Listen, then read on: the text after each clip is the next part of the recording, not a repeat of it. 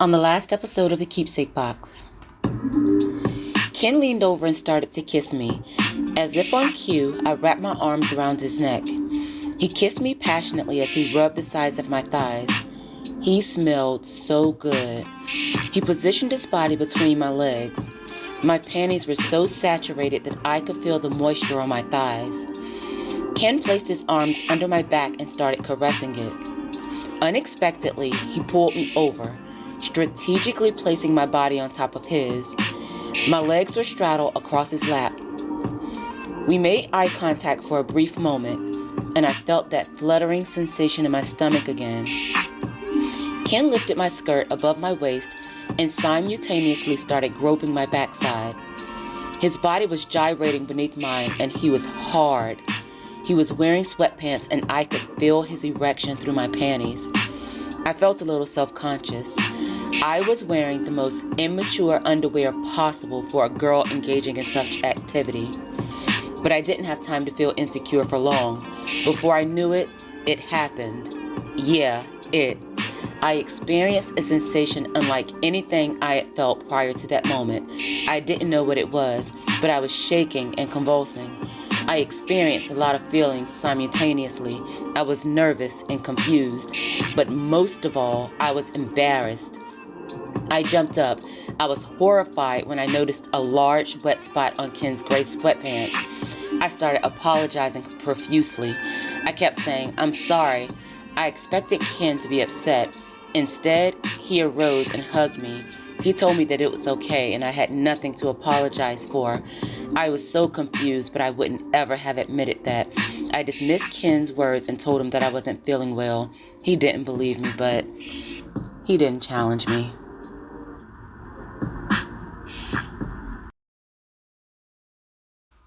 Chapter 14, Unrealistic Expectations. Narrated by Shandora Warren. Music by Epidemic Sound.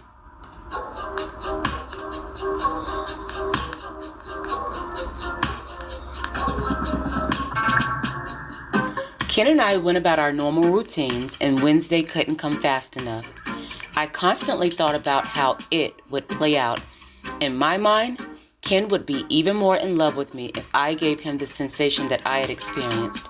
I thought about how shocked he would be. Would he be nervous? Ken and I hadn't ever discussed sex, and he hadn't ever tried. In my mind, we were both inexperienced, and the accidental O was a foreign phenomenon to him as well. I'm not sure why, but I assumed that Ken was a virgin. Maybe it's because we didn't discuss it. I was completely off base with that one, but we'll discuss that later. Wednesday finally rolled around, and I was excited. I imagined how my first time would be, and I was sure that it would play out just that way. I visualized a sensual experience, like on television, and based on my experience the week prior, I imagined Ken and I having simultaneous orgasms. It would be perfect. Once again, I was wrong. I met Ken at the bus stop, just as I did every other weekday. We drove to Ron's shack in the woods and repeated our pattern of unloading our items and walking down the path. Even though it had only been a week since our last meeting, the air had cooled, signaling the onset of autumn. The butterflies had died down and the leaves were changing colors. It was my favorite time of year and a perfect day to lose my virginity. Or so I thought. We arrived at the shack and I fell into the couch, as I did every other Wednesday. Ken busied himself by turning on the television and placing our food on the table.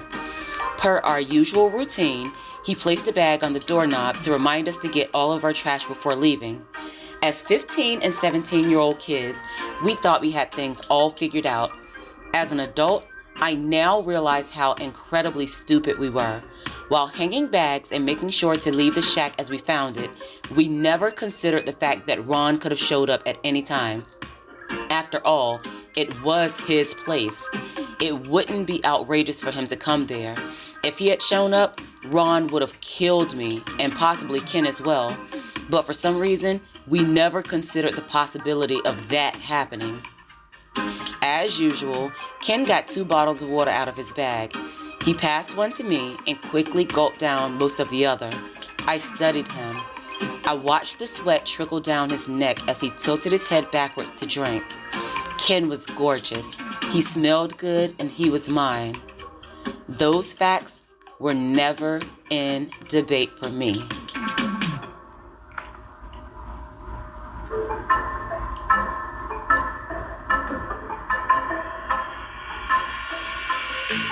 Ken and I had random conversation and sporadically commented on whatever was on television. A few hours in, I slipped off my flats and extended my feet onto Ken's lap. He started rubbing them, just as I knew he would. I had set the situation up perfectly. I wore a loose-fitting cotton dress to make sure that there were no restrictions to his access. Just as he did the week prior, Ken started rubbing my legs. He started from the bottom and worked his way up. He was wearing another pair of sweatpants. That day, they were black. He positioned his body on top of mine as we kissed and rubbed each other. Again, I felt the uncontrollable saturation. I was wearing more mature panties that day. Another deliberate action on my behalf. Our hearts were pounding, and it was as if they were competing with alternating beats. Once again, Ken was hard. I could tell that his penis was strategically placed exactly where he wanted it. Ken started kissing my neck, and he whispered into my ear, "I want to make love to you." Although I was very much aware of his intent by that point, hearing him say it was incredibly intriguing. In my 15-year-old mind, it was simultaneously the sexiest and most romantic moment in my life. I'm over the age of 30, and it's still a contender. Ken looked at me and smiled, showing off his dimples. He had me right where he wanted me, and he knew it. Not that he had to try that hard. That was obviously my intention all along, but his initiation allowed me to make him think that the idea was his. I smiled back at Ken. He kissed me and told me that I was beautiful. I thought I was wet before, but I was absolutely drenched by that point. Ken stood and pulled down his sweatpants and boxers. That's when everything good about the experience came to an end. I became incredibly nervous when I saw his penis in real life. Even by my adult standards, I'm very much aware that Ken's penis was incredibly large. I remember thinking that there was no way that all of that was going to fit inside of me. I nervously watched Ken reach into his pants, which were draped around his ankles on the floor. He tore open a small square package and removed a condom. He started unrolling it from the tip of his penis and worked his way down. In that moment, I realized two things. One, Ken had every intention of doing exactly what we were about to do. Two, Ken was no virgin, but it was too late to turn things around. We were at the point of no return. Ken pulled off my underwear and resumed his position on top of me. He kissed me softly and nibbled on my bottom lip. Ken looked into my eyes and told me that he loved me. Although I always felt that he did, that was the first time that he had actually told me so. I reciprocated his statement, and I meant it. I thought I loved Ken more than I could ever loved anyone. Truthfully, I think I loved Ken more than I loved myself.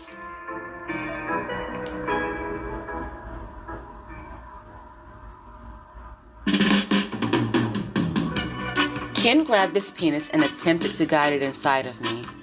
That was the exact moment when expectation was replaced with reality. I was expecting a pleasurable experience, but it hurt. It really hurt. I reached down and touched Ken's penis. It was less than halfway in, and I was already ready for it to be over. I attempted to look sexy, but I imagined that my face was grimaced in pain.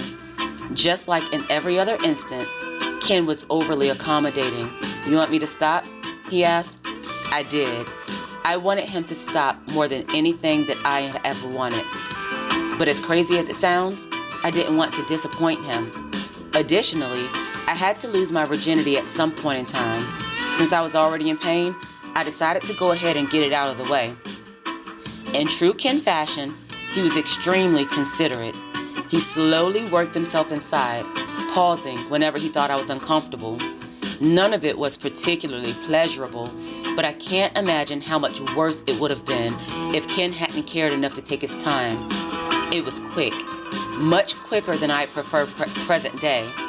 But that day, I was ever so grateful for the brief sexual encounter. And there was no orgasm on my part, and I didn't even care. After Ken was done, he rested his head on my chest. He was breathing hard, and I could feel his heart beating wildly on my leg. Meanwhile, I laid there wondering why any woman would ever agree to have sex on her own accord. After a few minutes, Ken slid up and met me face to face. He smiled and kissed me. Even though I was horribly dissatisfied with the way things had unfolded, his smile was enough to reel me back in. Ken apologized for hurting me and promised that it would be easier the next time. He told me that I was tied to him forever since he was my first sexual partner. Just as we hadn't talked about his sex life, we hadn't talked about mine either. Yet, Ken seemed to be absolutely sure that he was my first. I guess I wasn't as convincing as I thought, but that didn't matter to me in the moment.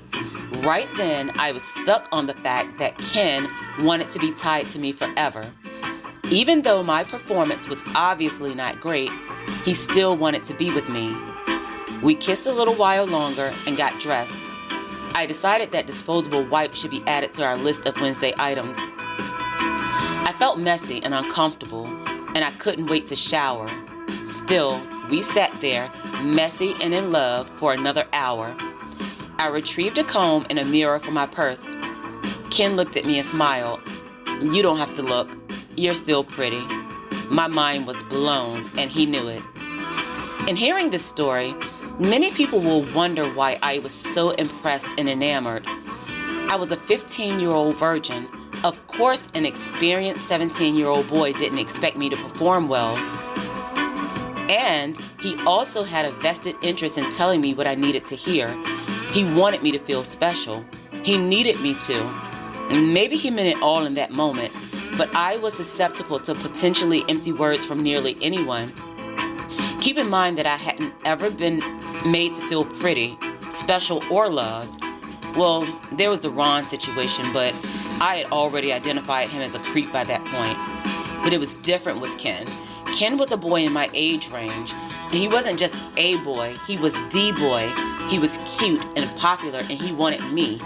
Assuredly, he could have had his pick of several girls, but he chose me. He wanted me, and he treated me like I meant something to him. That accounts for a lot when you don't feel loved otherwise. I hung on to his every word that day and many other days thereafter. Ken dropped me off at the bus stop, and I slowly walked to my destination. I tried to look as normal as possible when I walked into the house. Not that Ron would have noticed. It was 3 p.m., and he was already more drunk than the average person gets in an entire day. I swiftly walked past him as he nodded off on the couch. He muttered something as I passed, but I pretended not to hear him. I was just happy to have made it into my bedroom unnoticed. I locked my bedroom door and went into my bathroom to shower. I removed my underwear and was immediately taken aback by the presence of blood. I was a stickler for tracking my period, and I was on a consistent 29-day cycle. By my calculations, I should have had 9 more days before my cycle was expected to start.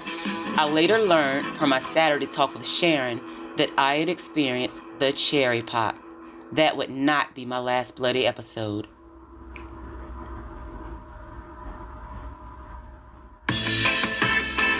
From that day forward, Ken and I had sex every Wednesday. Initially, it was uncomfortable, and I dreaded that portion of our visit. It became less painful, but I was very much aware that Ken was getting more out of the sex than I was. The accidental O was a phenomenon that wasn't repeated on any of our other encounters. Yet, I pretended to enjoy it each time. In my mind, I referenced that as the point in time when I started sacrificing my comfort for the approval of a man. It didn't matter what I got out of it.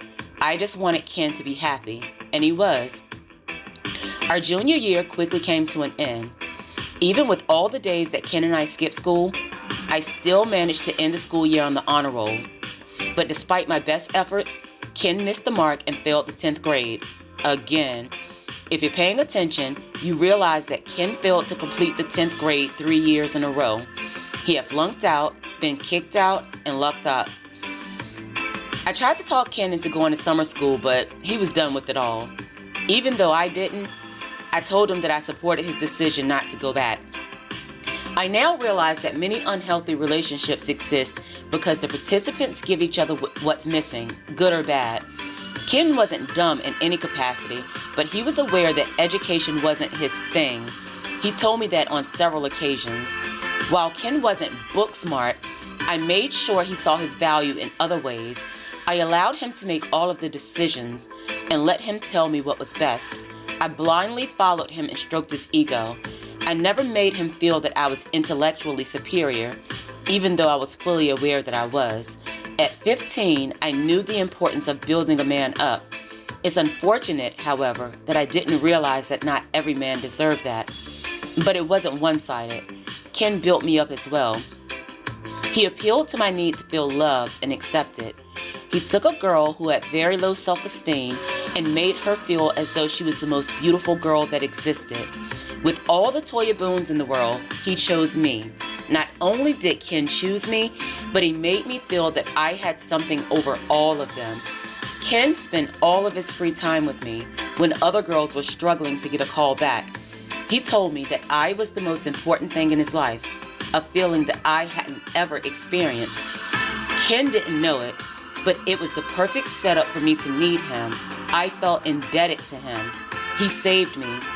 I learned to be a little bit less of myself so he would feel a little better about himself. To me, the end justified the means. I fed his ego and he fed my desire to be loved. We both ate what the other was serving.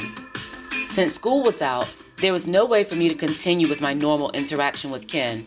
My life wasn't like that of the average teen. There were no summer camps or outings with friends.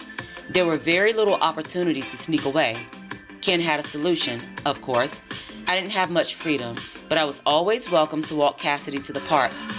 Her youth worked my advantage. Cassidy was not quite 3, and she spoke far less than other kids her age. Mom and Ron would never have expected me to meet up with a boy while Cassidy was in my care. Yet I did, and since she couldn't tell, I felt completely comfortable doing so. Ken and I never did much. We met at the park at 3 o'clock every day. We sat just far enough to look inconspicuous if we were spotted, and that was fine by me. We were there together. Although Ken decided not to go back to school, he promised to still pick me up, drop me off, and spend the day with me on Wednesdays. All we had to do was make it through the summer, and we could resume our normal routine. Easy, right? It would have been easy if anything in my life ever worked according to plans. But as usual, I had unrealistic expectations.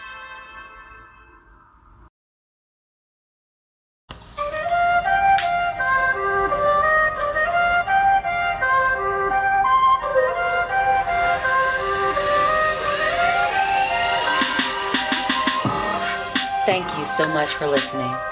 Make sure to follow Shenny Tells a Story on Facebook and Instagram. I'd love to hear from you.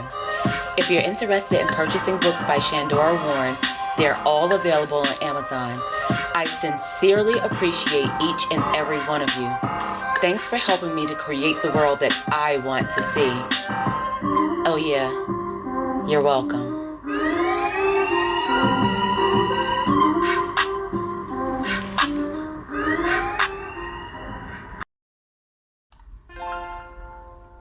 Shine, little girl.